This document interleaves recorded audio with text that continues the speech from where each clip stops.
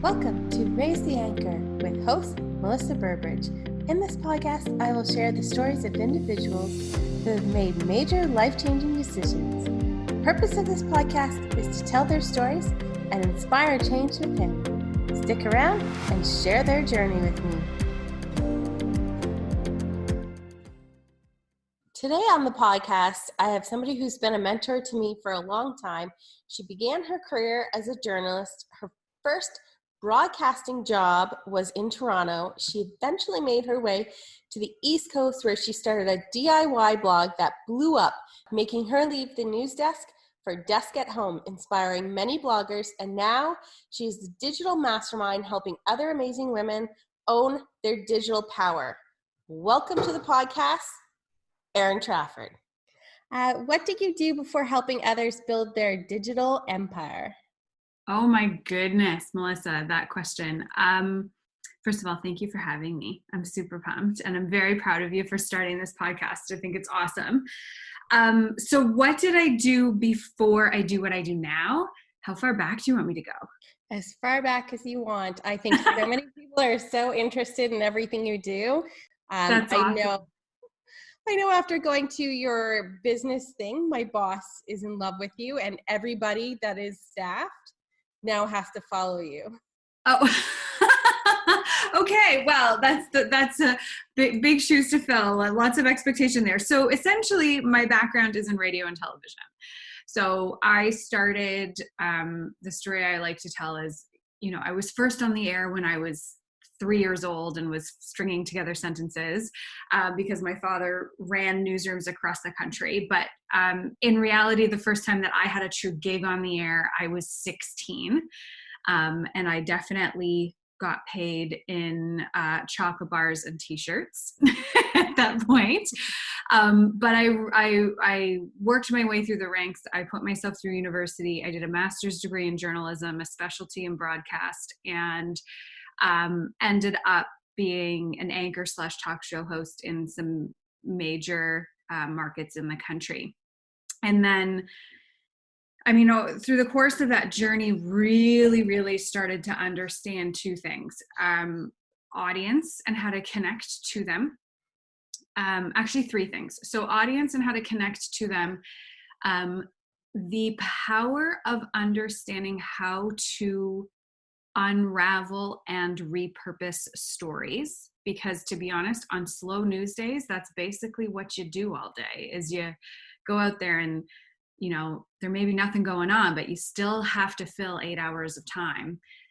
And then I think the third thing that really happened in the latter half of my broadcast career was understanding the digital wave and what it was going to do to storytelling and content.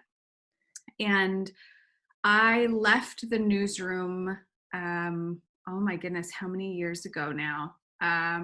6 years ago. I've been out 6 years, and took the leap toward digital at that point, because I really saw that, first of all, newsrooms were shrinking. The business was kind of toxic as a result.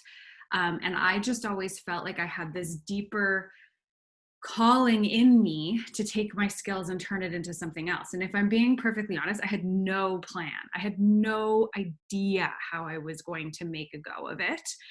I think I've lived the last 6 years as very much a just say yes and figure it out as you go kind of thing. Yeah. Yeah, that answered my second question on what made you leave. You just felt that bigger pull. Were you scared to leave? Oh my God, I was terrified. Yeah. I was terrified. Okay, sorry. Yes, I was completely terrified. I remember the moment I quit.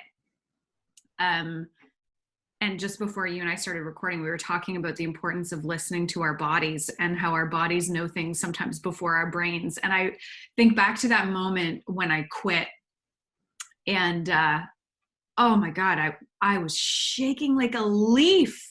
Like my body physically reacted. And I think I was in that heightened state of fear for, oh my goodness, it was probably a good couple years before I really sank into what the decision I had made. And so that's why now when I work with people who are on the cusp of starting out a digital business or launching something, I come at it from this place of real empathy, right? Like I understand how scary it can be to feel like you're not in control, to not always know where your next paycheck is going to come from, to not be sure that this grand, big, giant idea that you have is even going to work. Like I still remember what that feels like. So yeah, I was scared out of my brains. Totally. So for those who don't know Erin, she does play a big force in behind the scenes of Killick Media. I am part of her collective group, so I do get a lot of my business ideas from Erin. So yeah, she definitely helps coach you get over that being scared. When I first started with her, it was just Danny and me, and we had no idea what we were doing. And now we're branching off and building this whole new business, and it's just so many amazing things are going on there.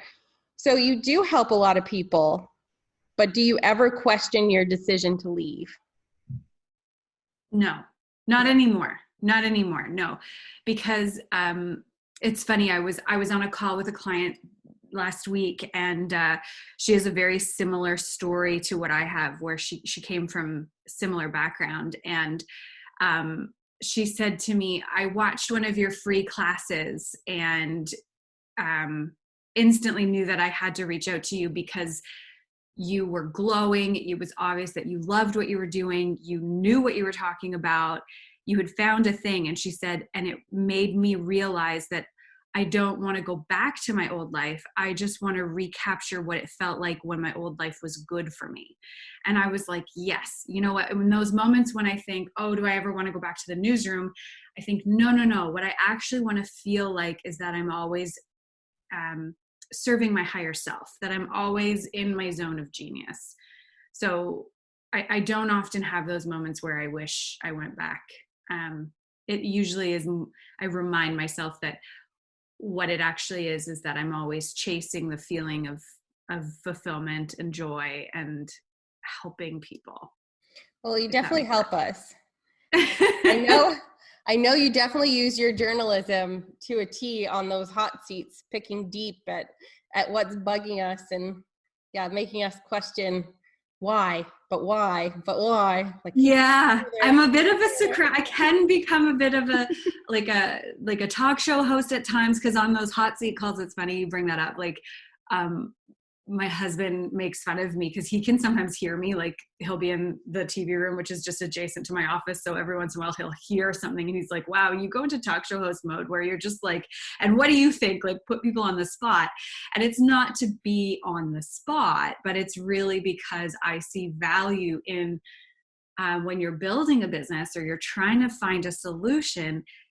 Really, for me, what works is kind of excavating all of that emotion and assumptions and preconceptions that we bring to the table, and especially as women, right? Like well, I can't do that, or this is the way it is. And so I really do like my coaching style is to probe and continuously ask, why is that? Why is that? Why is that? Until we get to that nugget of truth. And then usually, well, like you had that happen where you were like, oh, and then 3 days later you had a massive breakthrough. Massive. I didn't realize how much I was blocking myself or holding myself back by sticking under the Danny and Me brand.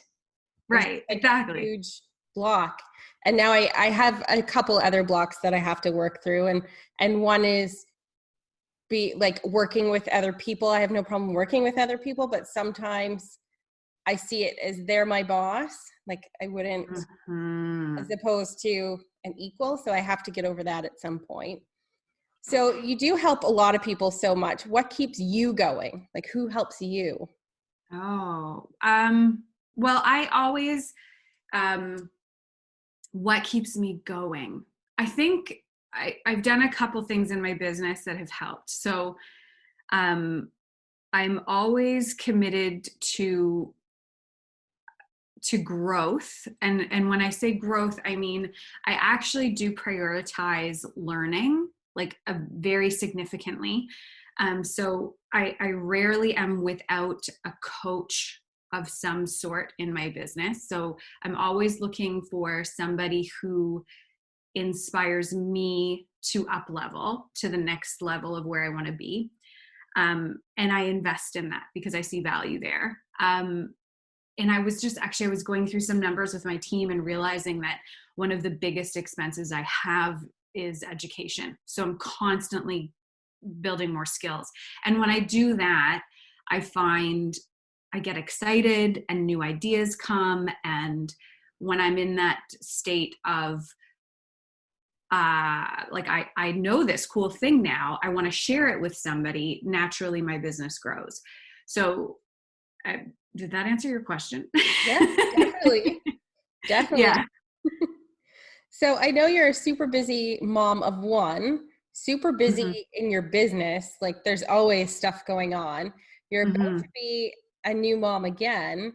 Mm-hmm. What is that going to look like for the first few months? Oh my word, girl. I wish I knew. So I don't actually know. The truth is that I credit this pregnancy with really lighting a fire under my butt to do a couple things in my business tactically, which is hire a really solid team and be really solid on process. I think a lot of early stage digital entrepreneurs forsake process, and then they hit a point usually it comes about 18 months to 2 years into their business when the lack of process can really stifle growth. So I always had a process as a solopreneur, but then as soon as I got pregnant and realized I needed a team, it forced me to get really real about what a team process could look like. So I'm hopeful that what we've got in place is going to help me a bit once the baby comes. And to be honest, like my clients are amazing. They're stinking amazing. I say this jokingly, but I mean it, is like, I don't work with assholes. I only work with awesome people. So they all know that I'm going to have a baby. And if it means we have to push a meeting 6 weeks, we push the meeting 6 weeks. Yeah, you have so many things about to come out and that you're always on the go. Like watching your social media is like, oh my God, how does she do this in a day? How is she going to do this with a new baby? Yeah, well, and you know what the funny thing is too, is that part of what I teach my clients, or I help coach my clients on, is I'm glad you brought that up, is that I'm actually not always on. So part of my process and part of my secret sauce and my ability to understand how to repurpose is that I have created a digital business that looks like it's always on, but it's not. So, and that's truly creating an efficient machine. And a lot of times people come to me and they've hit that burnout point where they're saying to me, I feel like I have to always be on. And usually we start there. We start unpacking things there and then rebuilding from there, so that frankly, there's a lot of my business that I don't touch anymore that generates income, which is fabulous.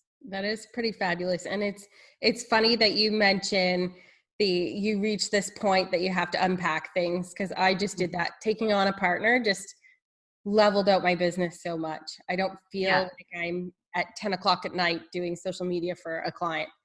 I can say, Right. oh, that was done at 12 today. So Yeah. so nice. Yeah. So you changed from doing journalism to doing this. When was your aha moment that this is exactly what you were meant to do? I feel like I have aha moments all the time. Like I think I'm on a constant quest for aha. Maybe I'll write a blog post about that. But it started when people started asking me about how I started my lifestyle blog, which we didn't even really talk about, but that really was the genesis of me being able to launch a digital career. Was that I started this lifestyle blog and it took off and started creating tons of money and partnerships and sponsorships. And it was like the school of hard knocks, where I was just learning month by month by month how to grow a digital property organically, and how to work with sponsors, and how to structure digital campaigns and essentially build a digital business from the ground up without really realizing that's what I was doing. But along the way, I was constantly getting questions. And the reporter, journalist part of me was always taking notes and always taking notes of what people were asking me. And then one day I sat down and said, this is a business. And so when I originally started consulting, I had a very narrow focus of just bloggers. But as I leaned into that and started figuring that out, I found that bloggers were asking me even more intense questions about just digital business in general. So that was almost the second aha, was maybe I was too niche. I need to actually broaden and help service providers and other digital business owners with their plans as well. So that's kind of where I'm at now.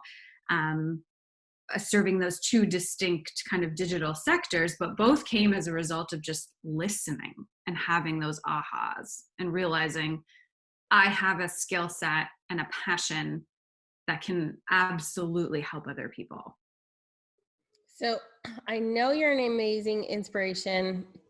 You were to the Group Academy in the blogging school, and now in monetizing your blogs. And what inspired you to teach others that craft? And the second part to that is, what makes you want to teach others to monetize their business? You have all the secret sauce to do it for yourself. What makes you want to teach and coach others? Oh my goodness, because you know what? Like it's such a good question. If I were to digress a bit, like I went to all girls school my whole entire life. And at the time, I don't think I recognized, this is a little bit woo, you can appreciate that. I didn't recognize the power of feminine creativity. And I think as I've gotten older and smarter and more experienced in life, I have seen time and time again that when they stand in their power and when we share our gifts with each other in an honest, open way, the world changes. And I think from a very practical standpoint that when women have money and we know how to make money, literally the world will change. Like we see what's happening right now in the current climate with the pandemic and with Black Lives Matter and the political scene. And there's just so much going on, but you can also feel, and I don't know about you, but I can also feel this undercurrent of strong female leaders stepping up and saying we deserve better for ourselves, for our families, for our children, for our countries. And so you know, is teaching a woman how to start a blog going to change the world? I don't know, it might. But if that's how I can contribute and I can help a woman be confident in seeing that whether she's starting a blog, she's going to sell a service, she wants to launch a program, she wants to share her genius with the world, if I can help her do that in some way, shape, or form, I feel like I have completed a mission. So that's why the majority of my clients are women, not all, but the majority of them are, and about 70% of them are moms. Yeah, it's definitely a great group of women that I notice just in the collective, let alone anywhere else. So you already answered, is that why you work mostly with women? Yeah. So what advice would you give to somebody who's just about to start their own digital empire or just about to start down that road? Just start. So many times I hear from women, I mean, there's a few who have been sliding into my DMs for years who they're just afraid of starting. And when you take action towards whatever it is that you think you want, the universe responds in some way. So it's, you know, like the advice would be twofold. It would be just start and then be open to the possibility that you're going to be successful. You have to actually have a part of yourself that believes that what you want is actually coming to you. So I know I hear a lot from some of the girls in the collective and some of the girls that I help mentor and with the social media stuff, that they're scared to start because they feel they have to be perfect. Would you say to just stick spaghetti on the wall, see if it sticks. If it doesn't, try something else. Not worry about being perfect right out of the gate. Oh, perfectionism is the killer of dreams. It is like, and that's part of the reason why when I do show up online, I tend to actually really try to mirror that lack of perfection to my clients, right? You see me, I have messy hair, I have no makeup on, I'm more than half the time in my bathrobe.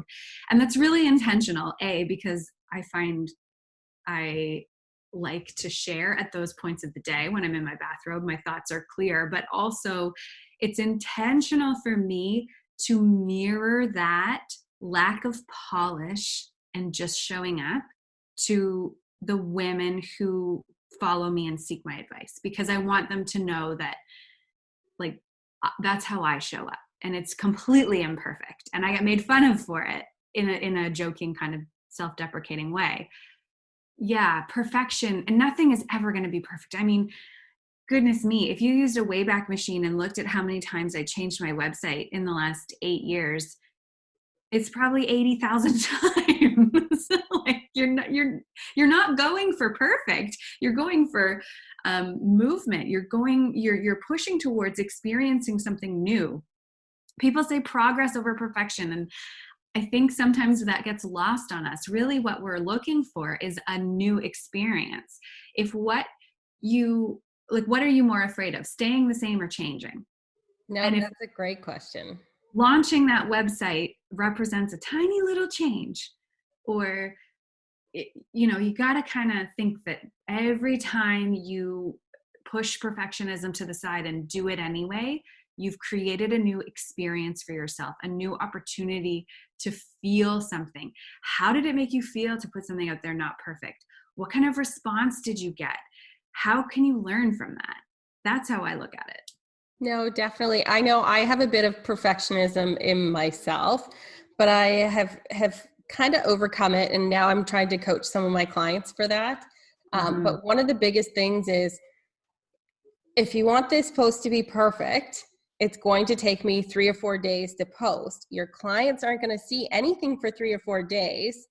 Somebody else is going to come in the middle. In the meantime, I'd rather just put something little out, and then have your perfect post. Take the time to have that one perfect post, but at least put something to get your audience seeing you. Yeah, no, 100%. And that's, if I have a client who has perfectionist tendencies, I like to nip that in the bud, like, right away. So I'll issue a challenge, or we'll find some way to try to break the cycle, just so they can feel what it's like to not be perfect. So I know a lot of the listeners are kind of newer to the game, just slowly getting into what they want to do. Would you advise them to take on every client, or would you advise them to feel the clients, even though I know they're probably money hungry, but I know you're selective with who you work with? So would you say just choose everybody in the beginning, choose the ones that work the great, or would you say feel the vibe and go from there? Yeah, I truly think also it's a matter of, like, your vibe attracts your tribe. So when you're starting your business, it's really easy to give off, can I even say this, like, an air of desperation. Yeah. And when you do that, you attract clients who, whether, like, knowingly or not, subconsciously, are going to take advantage of that. So, you're going to feel undervalued. You're going to not necessarily charge your worth. You may allow for things, especially service providers like social media managers or photographers or things like that. Allowing for things like scope creep in your contract can really, really be a killer, right? Coaches are the same, coaches and consultants, right? So I think in the beginning, it's not necessarily about, do you take every client, but it's more about, have you really had that conversation with yourself about boundaries? And if you can allow everybody in and still feel like you're maintaining your personal boundaries, then go for it. But you have to be able to assert those boundaries. So do you set up your expectations as soon as you meet a new client? That's one thing over the past year I've kind of learned. I had a client who I really like, but they needed too much control over the creative part of their product, which actually held me back from being able to do my job. So I know going forward, I will set those expectations with new clients coming on that, you know, if you want this, it has to be this way, or else you can't really mesh well. So do you set those expectations up as soon as you? I do. I have actually like a 3-stage process for making sure that there's clarity there before we start working together. So especially with my one-on-one clients, because it's such an intimate vessel of time that I spend with them. So I have, when somebody goes to book a call with me with a specific idea in mind, like I want to work with you on digital business planning, there's a very specific intake form that I created before they can book the call that lets them know what the call is going to be about and what we're going to talk about. It also gives me some indication as to where they're at in their planning. So I know right away, okay, this person's really at the beginning, or maybe this person has been in business for a couple of years and has hit a plateau. Then when we get on the call, I'm very clear about what I do and how I help. And I follow up with a proposal that's very clear and outlined. And then of course there's the contract, where in the contract, I'm also very clear about, these are my working hours. I don't respond to Voxer messages at 10 p.m. on a Saturday. I'm sorry, I'm sleeping, right? This is when you can expect to hear from me. So yeah, but it took me a while to kind of figure out what I had to include and what I didn't. Because in the beginning, back to my point about boundaries, you don't know where your boundaries are until you have a client who pushes them. Yeah, definitely. Right. So I have had to adapt, but I find that setting some parameters up front. So even just with cost, right? Some people want to kick my tires for half an hour and have, you know, will tell me, will cry poor and say, well, I only have $500 to spend. And I'll say, well, we can't do much together for only $500. So my intake form now actually is really clear about, this program is for you if blank, blank, blank. It also has a minimum investment of this. If you don't feel prepared to make that investment, here are some other options of programs I have that would maybe better fit, and we can revisit down the line. So I had to do that when I had a series of calls with people who just either were dealing with money blocks in their business, or didn't understand what they were asking of me. And that's also really helped, because now 90% of clients I get on a call with, I know that they're financially ready to invest. It's just a matter of figuring out what program structure they need and how they want to work with me. Yeah, I'm sure you get calls all the time for people wanting you to help them. What projects do you have coming up? I know you're about to be a mom again, so that's a big project. Yes. Yeah. I do have a few things. So I'm actually in the middle of a mini revamp of my website. So as of recording right now, the stuff isn't there, but it should be there in the next few days. I am launching a new mini bundle called 5-Figure Swipe Files, and that is going to be available for purchase on my website. Really inexpensive. It's like less than $50. It is a set of wicked killer, high converting email swipe files and templates that I have used to land brand sponsorships, like big 5-figure sponsorships. So that's going to be launching late July. And what else? So I also am running a group program. It's with a sales coach who she's a friend and a mentor of mine, Becky Keene. So it's going to run again in October of 2020, and we're limiting enrollment there to 20 women. But it's really like putting your digital business on fuego. So it's a group program for people who are ready to just activate the link between their content and their sales. And it's probably one of the best programs I've ever designed. I'm just going to say that. So we're starting a wait list. There's an application process because it will be by invitation only, but those are kind of the two things that are coming up for me for the rest of the year. And then I'm always kind of chatting with people about one-on-one work as well. Yeah, I know. I watched the master class with you and Becky Keane, and it's definitely looks like a good one for anybody wanting to get into that part. Yeah, we call it's like our sweaty armpit class because we get so excited when we're teaching, we get sweaty armpits. Like, I'm not even joking. I realized I have to just wear tank tops when I'm coaching in the activator. It's like really exciting. I know my partner and I, our jaws just dropped. We're like, yeah, that'd be a great one, but we gotta set our stuff up first before we even think about that one. Yeah, it's not for beginners. So I should say that the information for the activators on my website right now, if you go and like check it out, bookmark it. But yeah, it's not a beginner course. If you're looking for a beginner one, I do have something coming, but I'm not ready to talk about it yet. I'd say the best thing to do is just land on my newsletter, download one of my freebies, and you'll get all of the information about that. But the activator is more for people who have had at least a client. Yeah. Let's say that. Yeah. Definitely not for a newbie. No. But yeah, your newsletters are awesome. I love the Wednesday newsletters. I always love your tagline. Thank you. I do. I work pretty hard on them. And Samantha, who is my operations manager, she often will send me little texts being like, wow, I uploaded today's newsletter and it made me chuckle. I'm like, good. That's what I'm going for. Well, the tagline always makes me chuckle because I never know what it's going to be about. Like, oh, okay. Is it food or is it business? Yeah. Yeah. So where can people find out more about you?